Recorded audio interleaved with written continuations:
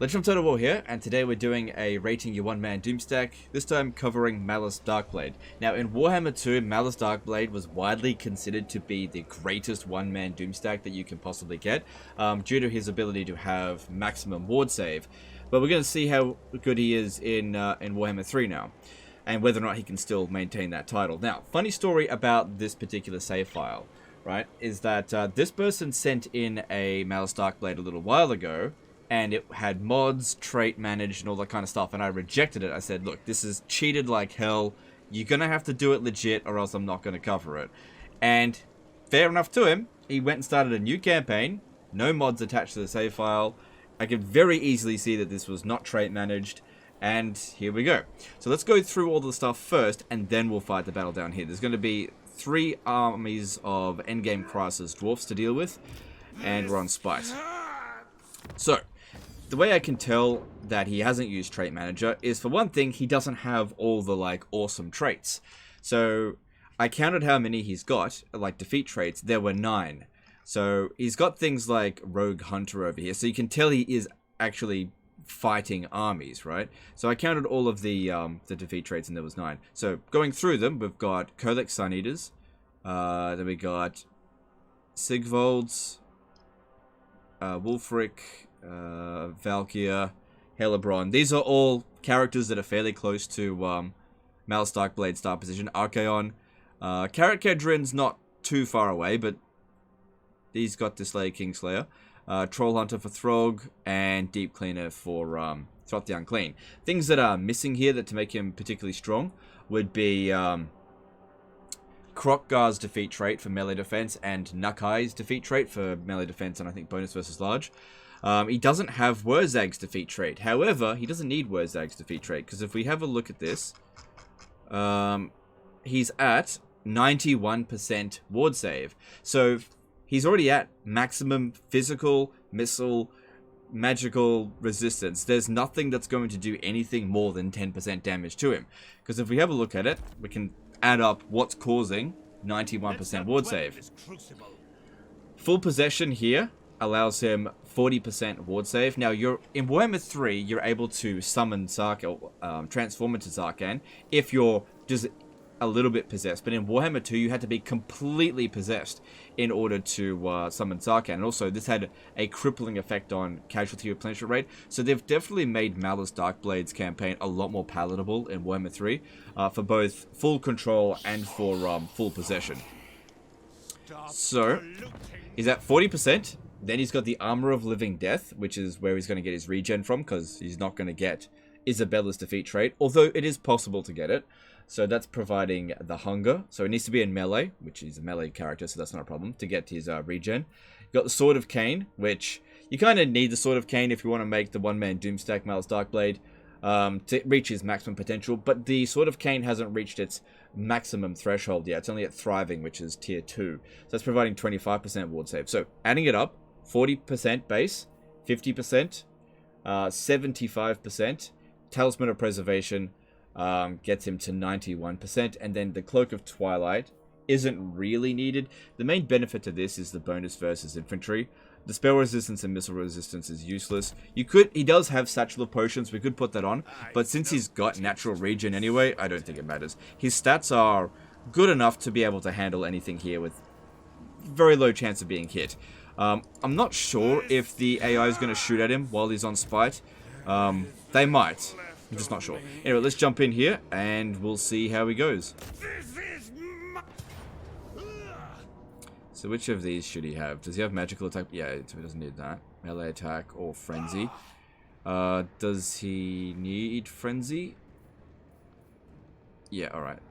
He'll never lose frenzy because he's got the unbreakable. Alright, so what are we going up against here? I imagine guns could be a bit of a problem. I'm wondering if it might be better to take him off Spite, but this is how it's been set up, so we'll see how it goes. Magical attacks here aren't going to make any difference over physical attacks. Yep. Endgame Crisis Army here. Alright, let's go sort it out. Now, one thing that we really don't want to do is rely on enemy artillery to take out their own forces, so I'm going to try to rush straight at the enemy artillery and try to stop them from shooting their own troops. Now, what is it that makes Malice Darkblade arguably the best one-man Doomstack in Warhammer 2, or 3 for that matter? First thing, there's only a couple of characters in the game that can reach 91 or 90% ward save, which is the cap. Most characters can get to 90% physical resistance, but there are only a handful that can get to that ward save, which protects against magical weapons. See, in Warhammer 2, it was actually easier to get magical resistance up to 90%, because spell resistance used to be magic resistance, and so it was just magic weapons are actually inferior to physical weapons. Now, Sigvald and Archaon's defeat traits didn't provide physical resistance back in Warhammer 2, so physical resistance was like the thing to do. So the ward save that that Malice was able to get would compensate him for that. But in Warhammer 3, it's flipped. Physical resistance is very easy to obtain, and magic resistance, not spell resistance, magical attack resistance is difficult because it's only blocked by ward save. Tyrant of battle. Now, the other thing that makes him so good is that he's got 6,400 health here, right? But if he's got 1 hit point left, we can summon Tz'arkan. Not only will it give us all of our health back, give us some really good abilities, but it also gives him another set of health regen. Which, if we end the battle in full health, we revert back to Malice Darkblade at full health as well. So he ends up, in most of his fights, regenerating fully. Okay, this is one of those situations where I'm willing to wait for the enemy to get organized before charging in.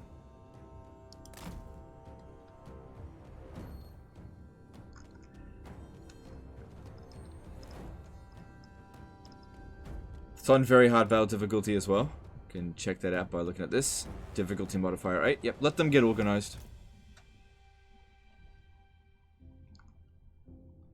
Actually, you know what I'll do? I will... Oh, okay, I was going to go and try to snipe their artillery, but they're not going for it. Let me just see if the artillery will actually shoot at them, because what some people pointed out was that if you've got a situation where you've got a couple of units in your army, the AI won't shoot at your single entities.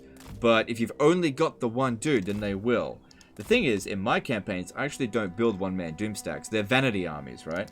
I'm happy to rate your one-man Doomstacks, but I don't naturally build them in my own campaigns.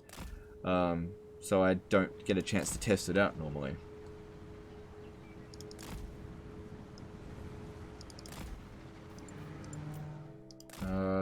So far it doesn't seem like they want to shoot us.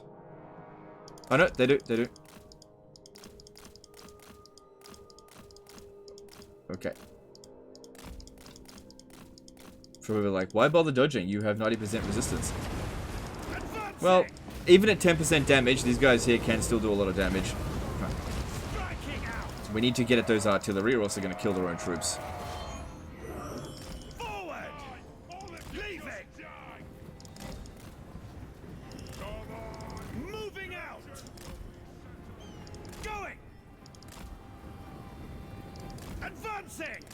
So we've got to make sure that they don't kill their own troops. Malice has to win this battle, not the AI's stupidity.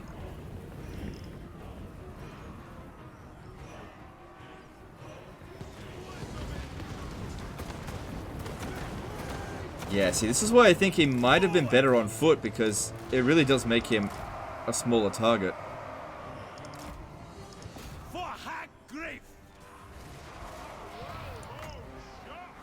It's not blobbed up enough yet. Moving out. Leaving. I am dead. Actually, that's not too bad there. Let's pop that down there. Yeah, it was alright. Alright, cool. The more troops that come over here, the less likely they are to shoot us. That's good. Alright, aim for him. Yeah, don't summon Tz'arkan yet. Alright, these abilities here. Reducing enemy leadership and melee defense by 24 is not needed. It's not worth doing damage to ourselves. Alright, not sure if he's attacking what we need. Just get him to fight whatever. Alright, speed that up. Pop down the Sword of Cain ability on that blob though. But yeah, you can see here they're just not shooting now because it's too big of a blob. In fact, they're going into melee because they're giving attack orders, and if a unit can't see what it wants to shoot, it'll try to get closer, which is really stupid.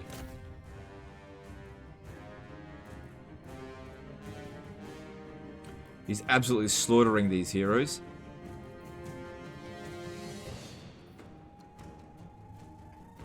I'm wondering, are we even going to need to summon Tz'arkan? Because we are just slaughtering them here. We don't need that extra damage resistance. Just don't need it. Oh yeah, drop bombs on us. Well, actually, we don't want them to do that. Because, yeah. Killing their own units.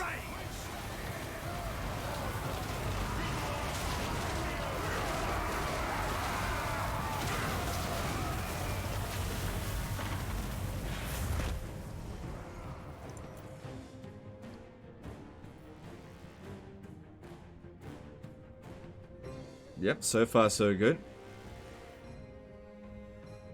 Already done 50,000 damage. Yeah, take out these single entities here.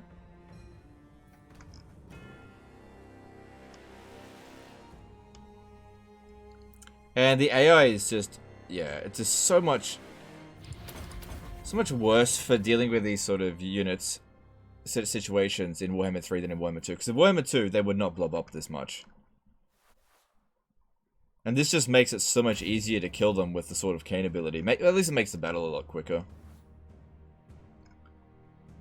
Yeah, the AI in Warhammer 3 is definitely worse than in Warhammer 2. I've heard some people saying that it's actually better, but if you're not cheesing, but I don't see it. Because I see the AI making loads of mistakes, even against non-cheese type of situation.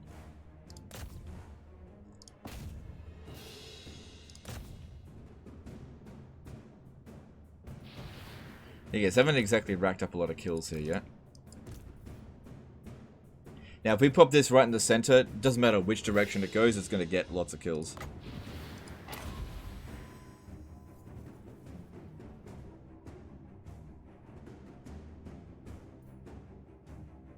I was kind of expecting better. If we summon Tz'arkan, we can use his Soul Stealer ability. That'll be good for getting kills.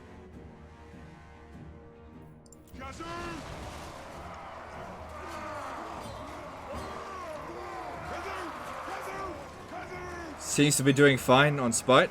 I was a little bit worried at the start with them shooting at us, but they've just stopped now. Because they're very, very stupid. They are in the great book of grudges. Is he... Yeah, he's attacking. Sometimes I worry that they just stand there and sort of get derped out.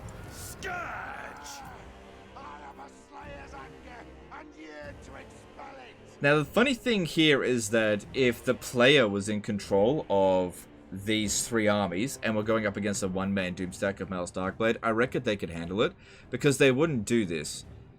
You know, have their missile units try to get into melee with Malice. Because the missile units are the way to go, because we saw that we were taking a fair bit of damage on the approach. Not so much the artillery, just wouldn't use them at all, but the guns, the rangers here, those would all be very useful in just dishing out damage to them. And with the melee infantry, you just try to get him to chase them, but don't actually engage with them.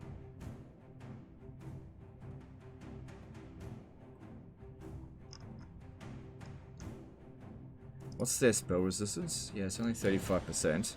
Because, yeah, it is counted as a spell. It's not inflicting as many kills as I would like.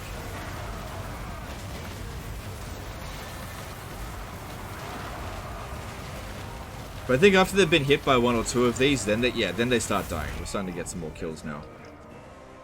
Maybe we should just summon Tz'arkan.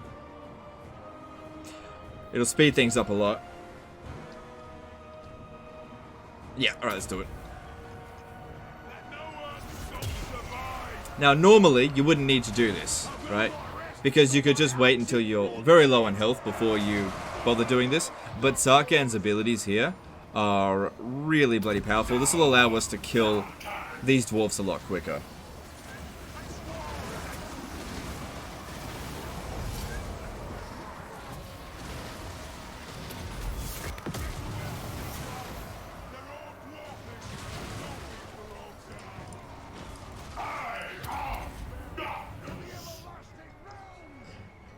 The Thing is now, though, is that if we run out of health regen, I don't have any more backup. But I'm feeling... Man, look at that. There are 2,500 dwarfs on the battlefield. Now, normally in these one-man Doomstack situations, there's just no green whatsoever. Allied troops 1 out of 2.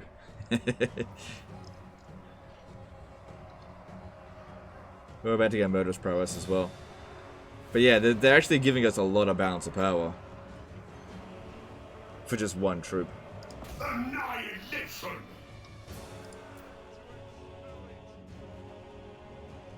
So he's decaying in health. We're on a clock now. And even with 90% ward save, 121% ward save. you can't do anything with that. It's just too much. But yeah, it was all about the soul steal. That's why I summoned Tz'arkan. Transformed.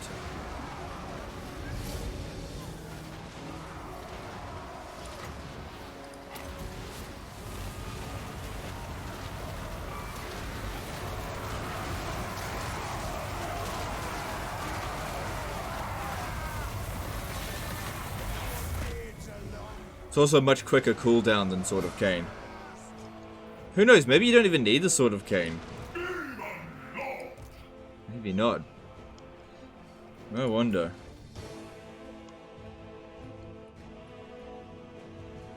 Because in Warhammer 2, if you wanted to make Malus Darkblade a one-man Doomstack, he needed the Sword of Cain, but I'm not sure if he actually needs it now.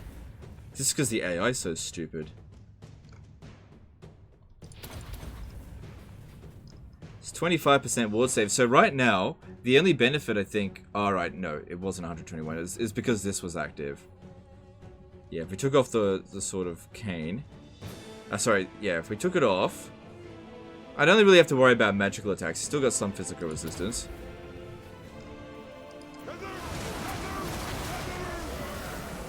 Okay. Soul Stealer. Racking up loads of kills there, that's what we want. But yeah, if you were in an actual difficult situation, then you wouldn't have summoned Tz'arkan so early. Use Malus Darkblade to try and take out as many of the single entities as possible. And then, if you wanted to speed things along to finish things off, get Tz'arkan to... Look at that, yeah, just go into melee.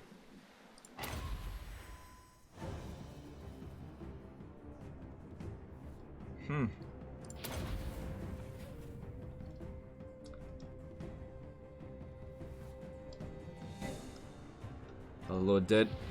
And pop this down. I think I may have missed the Thunderer there.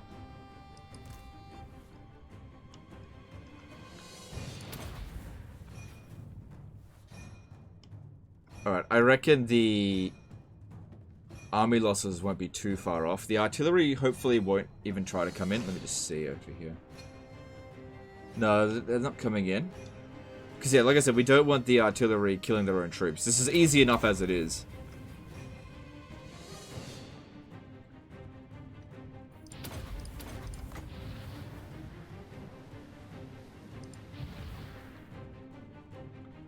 $3,000 kills.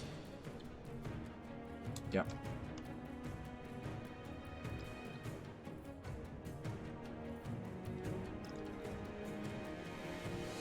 Okay, like, I knew we were going to win this battle from the get-go, but I actually didn't think it would be this easy. Like, there was just nothing that they could do against us, whatsoever. I reckon the next combination of these abilities here will finish the battle off.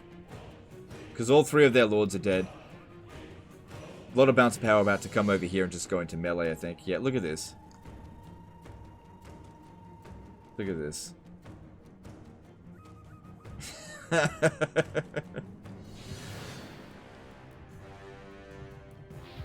The AI is not better in Warhammer 3. It just isn't.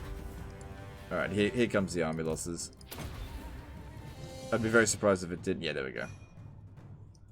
3,363 kills. Essentially, not enough damage to really know exactly how much they did to us, but if we have a look, each individual unit was not doing very much to us at all. Just this bloody stain of dwarfs over here. Just absolutely ridiculous. Look at that.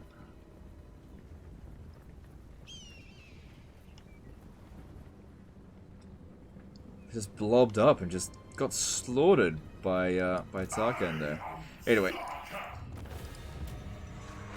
I think it's pretty safe to say that Malice Darkblade has managed to secure his position as the strongest one-man Doomstack in the game still.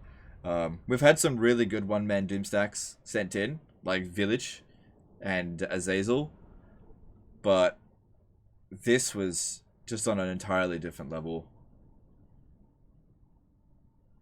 Like, missile units wouldn't shoot at him as soon as they blobbed up, which was very easy to do. And these are some of the best missile units in the game.